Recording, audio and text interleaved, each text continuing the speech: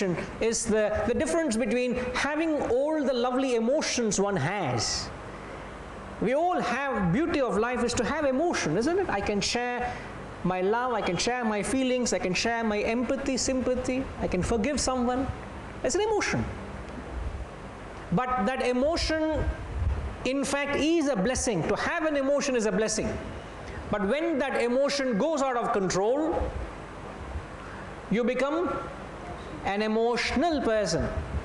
So to have an emotion is a virtue, you could say. To be emotional is a curse. You have done great damage to yourself by becoming emotional. The lady asked me, sir, can you please clarify what is the difference between emotion and emotionalism? It's like having a sentiment and being sentimental about it. There's no harm having a sentiment, isn't it?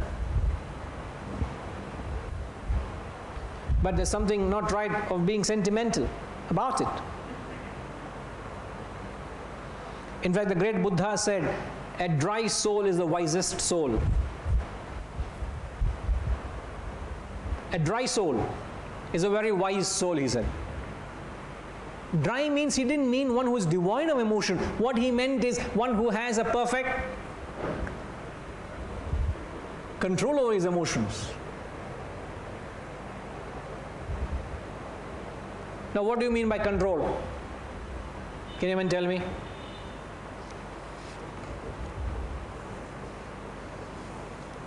What are you talking of control here? When you say control your emotions, what are we saying? Very good. Okay, let's analyze the emotion anger.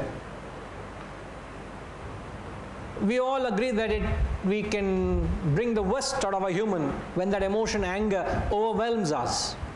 Isn't it? And we don't need a reason to get angry. You can get angry at a drop of a hat. You can just lose your temper. But here is an emotion. If you're able to harness it, if you're able to control it, you can actually correct another person by using that emotion.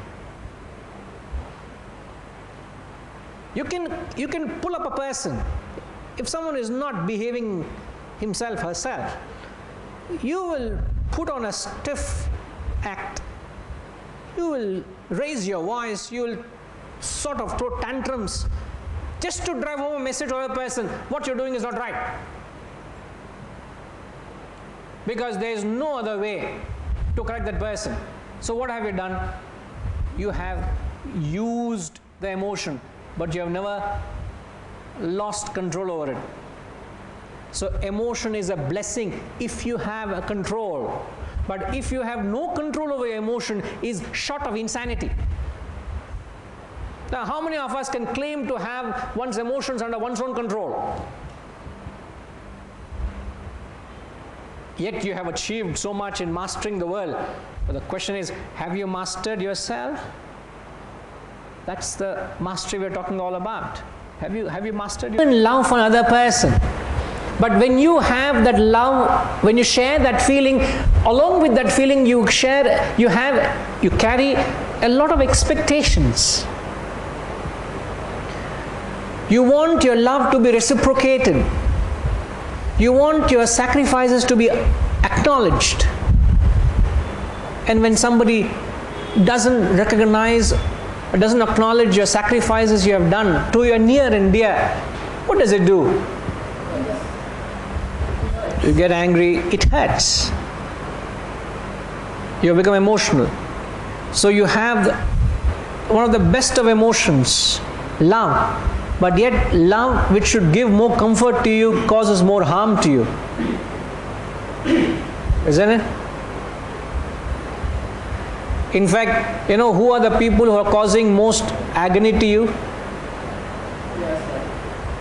Ultimately yourself. But it's not the enemies.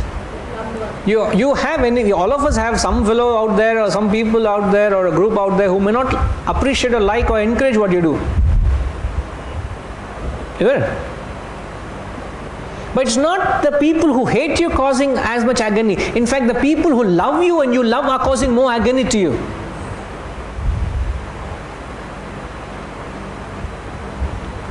You know why? Because you have made the emotions stale. The emotions have become stale.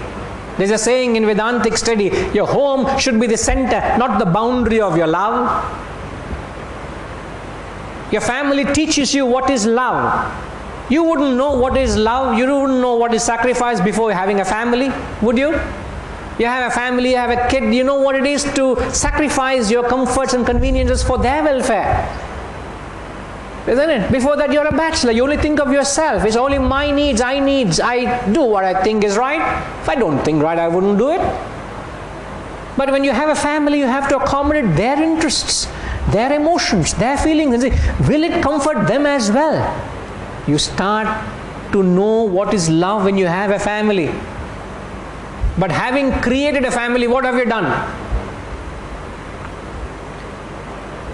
A China wall you have built around it. The Great Wall. The Great Wall has become a barrier. Now you can't go, you can't see, you do not see anything beyond the family. So emotion has become stale. Anything selfish, anything impure actually becomes stale.